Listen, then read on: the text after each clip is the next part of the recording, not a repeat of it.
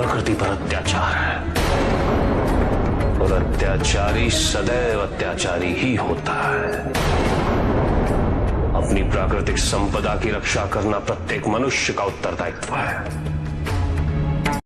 शक्तिशाली बनना अत्यंत कठिन है, किंतु उससे भी कठिन होता है शक्तिशाली बने रहना। और इसके लिए आवश्यक है कि हम शक्तियों से प्राप्त हुए उत्तरदायित्व का सम्मान करें।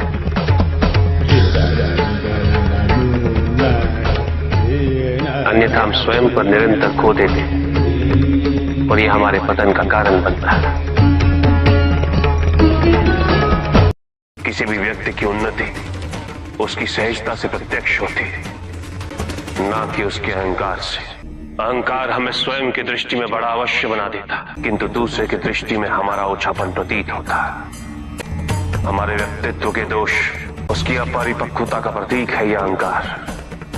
शक्तिशाली हो जाने का अर्थ ये नहीं कि तुम अपने उत्तरदायित्व से मुक्त हो गए हो। शक्तियों में वृद्धि के साथ उत्तरदायित्व और भी बढ़ जाता है। एक महासागर में एक छोटी सी नौका तब तक नहीं डूब सकती जब तक महासागर का जल उसमें भर नहीं जाता। उसी प्रकार हमारे बाहर कितना ही दोष क्यों ना हो, हम नकारात्मक सोच वाले व्यक्तियों से घिरे ही क्यों ना हो, जब तक हम उनके दोष और उनकी नकारात्मकता को अपने भीतर प्रवेश नहीं करने दें, हमें कोई भी डुबा नहीं सकता। यदि हम अपनी अपेक्षाओं पर नियंत्रण पालें, किसी और के सुख से अपने सुख की तुलना ना करें, तो हम किसी भी परिस्थिति में सुखी रह सकते हैं। संसार में सबसे शक्तिशाली अस्त्र है प्रेम, धैर्य, करुणा, क्षमा।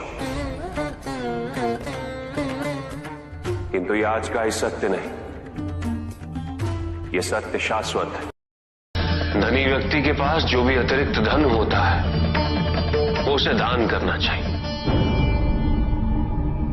उनके उद्धार के लिए जो अपनी मूल आवश्यकताओं को पूरा नहीं कर सकते।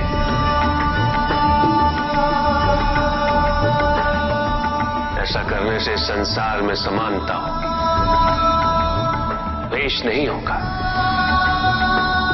सद्भावना बनी रहेगी। माता पिता ही एक संतान को जन्म देते, वही सच्चे सृजन करता।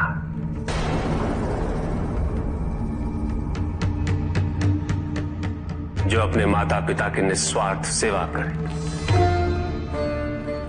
जो सच्चे मन से उनकी श्रद्धा रखता है,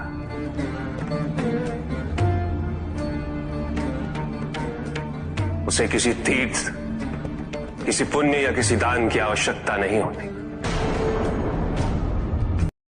ये रहस्य नहीं कि प्रत्येक आत्मा मुक्ति की इच्छुक होती। जो मरता है वो है पंचभूतों से निर्मित शरीर,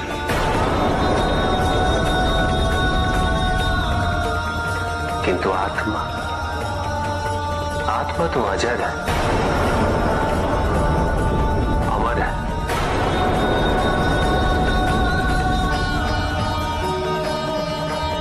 जिसकी यात्रा मोक्ष पर संपूर्ण होती। आत्मज्ञान का अमृत प्राप्त करने हेतु हलाल समान कष्ट व पीड़ा को सहना अनिवार्य है।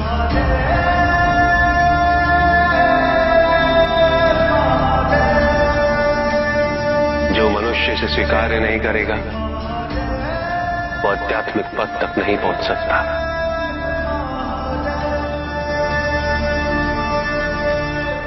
इसे स्वीकार्य किए बिना मनुष्य आध्यात्म पथ पर कभी सफल नहीं हो सकता।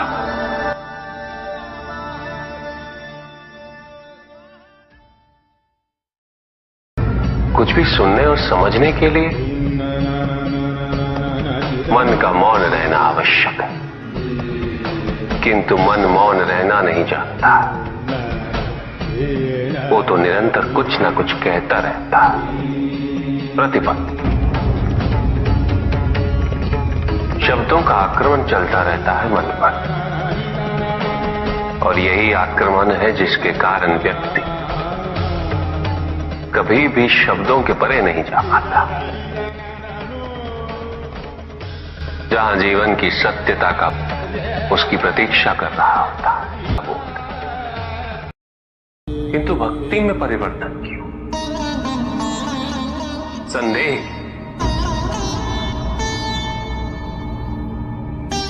क्योंकि तुम्हारी भक्ति सदैव कुछ ना कुछ पाने की लालसा पे आधारित रहती है।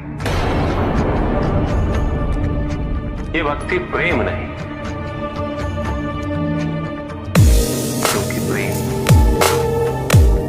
कभी कुछ नहीं मांगता, केवल देता है बिना किसी प्रतिबंध के।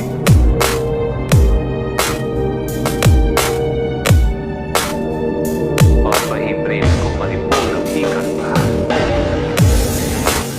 कि क्या उचित है और क्या अनुचित, ये तो प्रकृति में आदिकाल से ही निहित है। ये नियम तो केवल सृष्टि के नियम है और प्रत्येक व्यक्ति के कर्म उसका परिणाम निर्धारित करते हैं। व्यक्ति के अपने कर्म उसके उत्थान या उसके पतन के निर्णायक होते हैं। सुखांतरिक होता है, संतोषांतरिक होता है। हमारी तत्वों से रेखांकित होता है।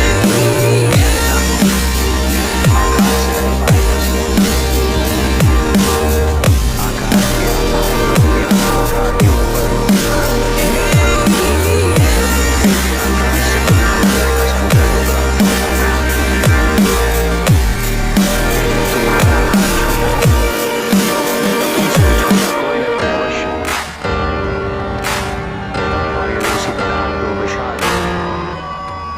तुमसे भी विशाल